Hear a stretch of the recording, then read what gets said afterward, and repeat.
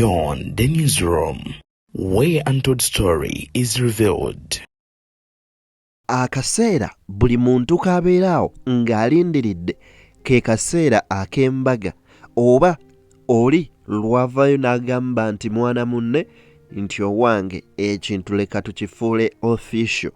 Naye nno ekigenze mu maaso n'okukwata ku mutima gwange ye speech y'omusumba Tom Mugerwa.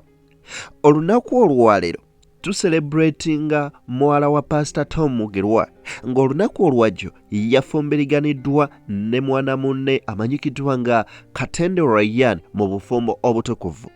Ono mwana muwala amanyikiddwa nga Tendo Mugerwa.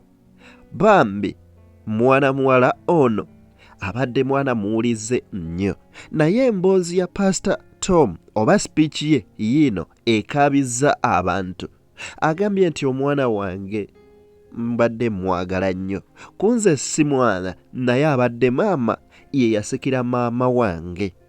Wulira ebigambo bino kankuwe ku speech eno nga tetunneeyongerewo wabula nkusaba video soko gimpereka like wamma gwe natanna subscribing o subscribing ku mukutu woofunira ensonga z'oba osinga okwetaaga. Ate ekyokubiri nti Tendo yafuuka maama wange bwe yafa n'amusikira. Kakati ago nagwo ne guba omukwano muyitirivu maama wange okunzirukako. Naye essanyu saidi endala feeling ey'okubiri nti ate nsanyuse nti Tendo tatutawaanyizaako n'akamu okuvirana mu buto, atambulidde mu butukuvu paka lwatuleetedde mwana munne nga tetumuvunaanye kigambo kyonna. Era ne bwe yabeera mu Amerika nagendangayo naye nga toyinza mulabankana kintu kyonna. Yavanga ku ssomero waka oba agenze mu hositero ng'abeerayo yekka nga tayinza kujoyininga gurupu zonna mbi. Kale Ryan nkuga nti otutta omuntu first class. Ryan otutta omuntu first class. Eyo nno statement etegeeza kinene nnyo nnyini ddala naddala eri mmwe abajoyininga obufumbo oba ggwe abajoyininga obufumbo. Taata Sezaala ebigambo byagenze mu maaso n'okubeera nga ayogera bikkaatiriza ki omuwala kyali. Mwana muwala ono Tendo gwabadde tamumanyi yasomera mu ggwanga lya bannaffe Abamerika, naye osanga busanzi mwana Makerere wano. Wallahi Mukama Katonda wange ayinza okubikkulira ennyiriri za Bayibuli n'azimalayo, naye ng'ebikolwa bye tebirina nawe bikwata ku bulokole. Kale naawe ali eyo oba ngambe nange neegomba okubaako ne Sezaala nga Pastor Tom Mugerwa. Ebigambo bye bibadde biwanvu naye ayina w'ayimiridde n'abuulirira abaana bano. Ffenna wenjagala tusimbe essira tusooke tuwulirize ensonga naki Pastor Tom kyayogera. Omanye ebigambo by'omusajja ono olina okubeera ng'oli muwuliriza nnyo okubiggyamu akantu. Kyokka ate speech y'omuvubuka awasizza Ryan nayo bambi ekaabya amaziga abadde Katonda. Amina. Kakati nno kyensembyayo nti kyembasibirira nti Mukama Katonda abawo omukwano. Omanye omukwano gwa courtship mulala nnyo n'ogw'omu nnyumba. Mu courtship bantu bakweka. Oli ne mu courtship omusajja ne bw'abanga mukoda atya talenza kulaga bukodo. Era n'agula chips n'agula kinero okutuuka eka n'osanga akawunga mu kabada. Amina. Ebuvanjuba ne bugwanjuba ewaka wasigalawo ewasinga. Beyond the newsroom gwe mukutu ogukuleetera ekyo ekisinga. Katiranga naffe ng'oyita ku noti 771 44 53 ne noti 744 26 41 na bino bikulu tetulanga bafere, tetulanga basawo ba kinnansi n'abagwa mu koowa eryo. Mwebale kutuwagira. Thank you. Kale nno by'oba osanzeeyo eka by'obadde tosuubira kozesa ekigambo kye bayita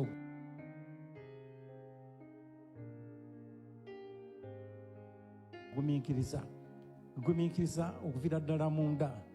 Bw'owuliriza ebigambo by'Omusumba Tom n'entanda gy'asibirira muwala we Tendo kw'oteeka mutabani we Ryan, kubanga kaakati aba afuuse mwana eyeegasse ku famire. Musumba ono ng'abasumba abamu bwe bakola, bwe baboola abaana ne bagamba nze saagala mwana wange afumbirwe, ndiga za mu kkanisa. Era omusumba omu ow'omu kibuga muno yavaayo n'abuuza ekibuuzo, musumba ki gwe wali owulidde nga mutabani we oba muwala we afumbiddwa endiga y'omu kyaki? Sijja kumwogera, mumumanyi we Makerere Kavule wali. Naye musajja mukulu ono Pastor Tom, omuvubuka ono Ryan wa mu kyaki wali eri Mutundwe, era nga y'omu kwaba abaana be naddala abamukkiririzaamu era abaweereza e Mutundwe. Kaakati ebigambo bya Ryan ayina engeri gye yabazizzaamu taata we, ssezaala we, famire ya mukyala we. Ayina ebintu eby'enjawulo byagenze mu maaso n'okubeera nga ayogera ku Pastor Tom ng'omusumba. Awo wenkomye otegera n'eŋŋamba eky'amazima amatuufu. Pastor Tom is another class. Mu basumba be tulina ensanje zino y'omu ku abo nga ddala musumba ate nga taata. Ntwala omukisa guno okwebaza abazadde abanzaalira omukyalo omulungi ono gwe bankwasizza olunaku olwaleero, era muzeeyi nnyongera okugumya ddamu amaanyi atuuse mu mikono mituufu. Toweeraliikirira, ali mu mikono mituufu. Mwebale nnyo okunzaalira omukyala, mwebale kunzikiriza ne muneesigisa omwana wammwe, era nange mbasuubiza nti nja mukwata bulungi. Neebaza baganda ba mukyala wange mwenna, mwebale nnyo mikwano gyange, mwebale kunteekamu obwesigwa ne mumpa mwannyinammwe agenda anfumbire. My door is always open for you. Ndi omusajja alina omutima omuggufu, omusajja ayogera amazima. Mwebale nnyo, ndi musanyufu nnyo era mbasuubiza nti ŋŋenda mukwata bulungi.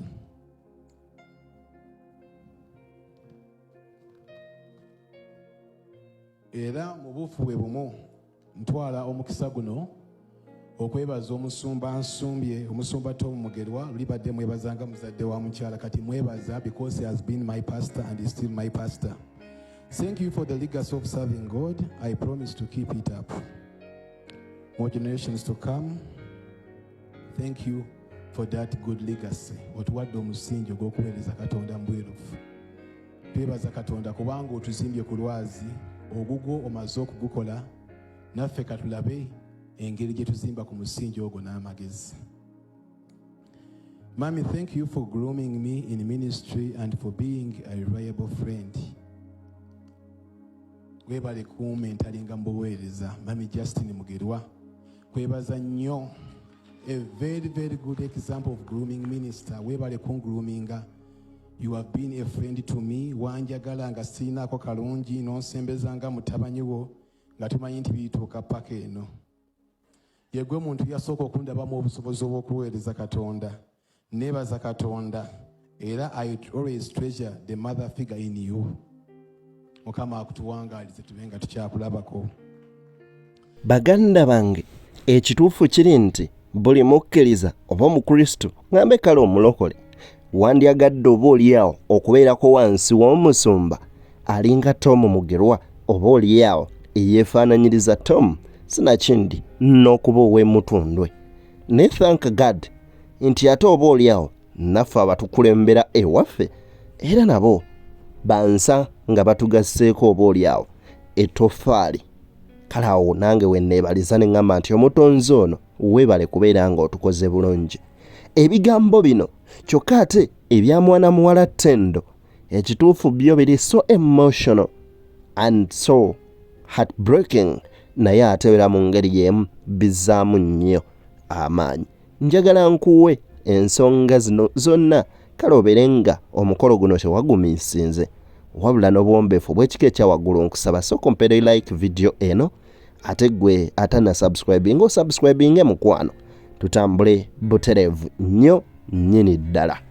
Nebaza bazadde bange naye nsooka kuba bagamba omwana akuzibwa kyalo. Nebaza abasumba b'emutundwe, nebaza family ye Kabawa, family ya Babalaba, ya Bajjajja Katerega,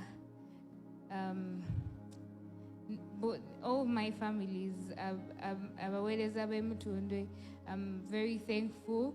Buli omu ayina ekintu kyagasseeko mu bulamu bwange okutuuka okufuuka omukyala gwe ndi wano.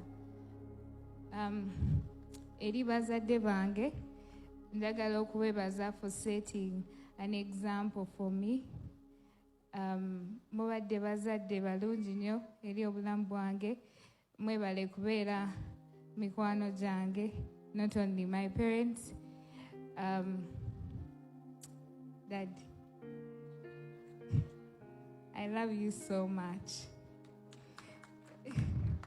I know I feel the same way you feel.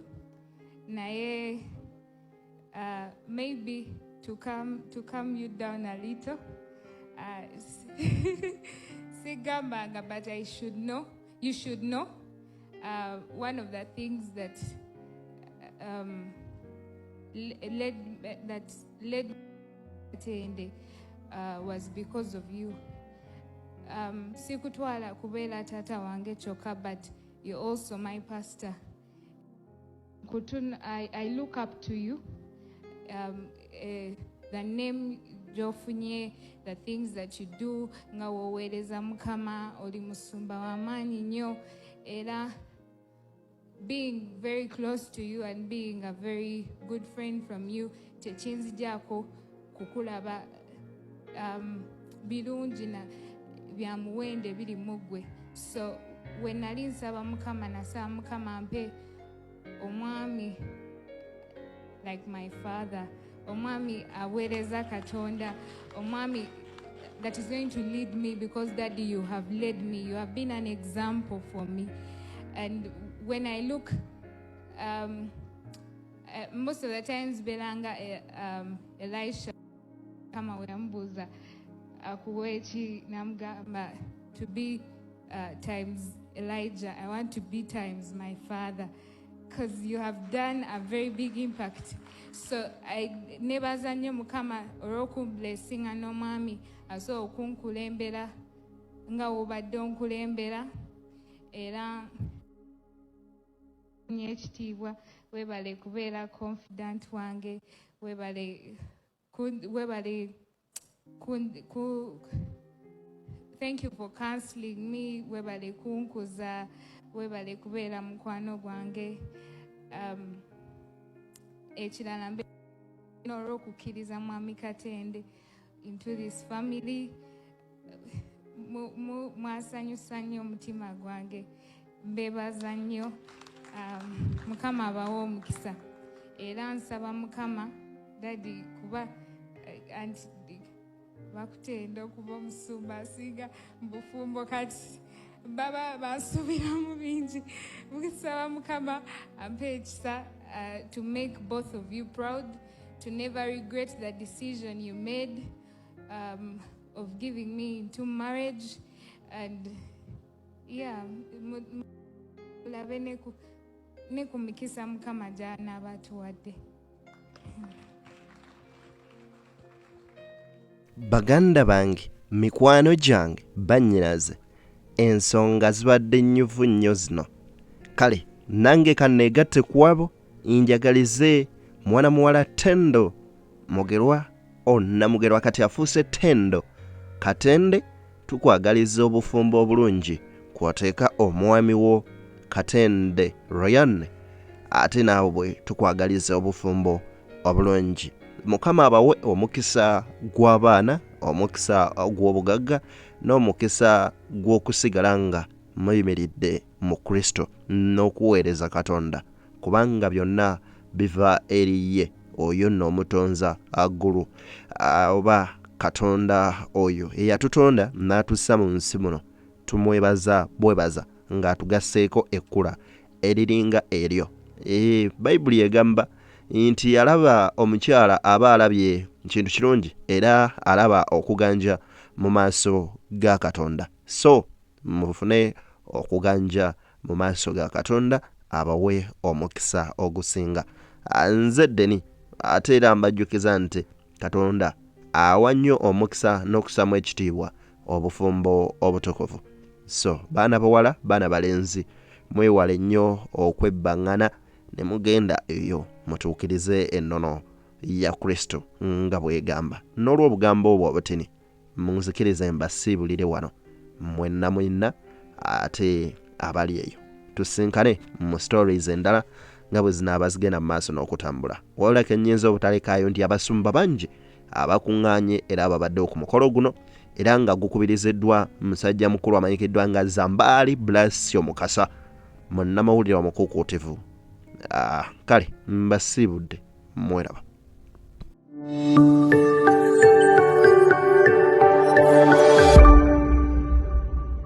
Beyond the newsroom, where untold story is revealed.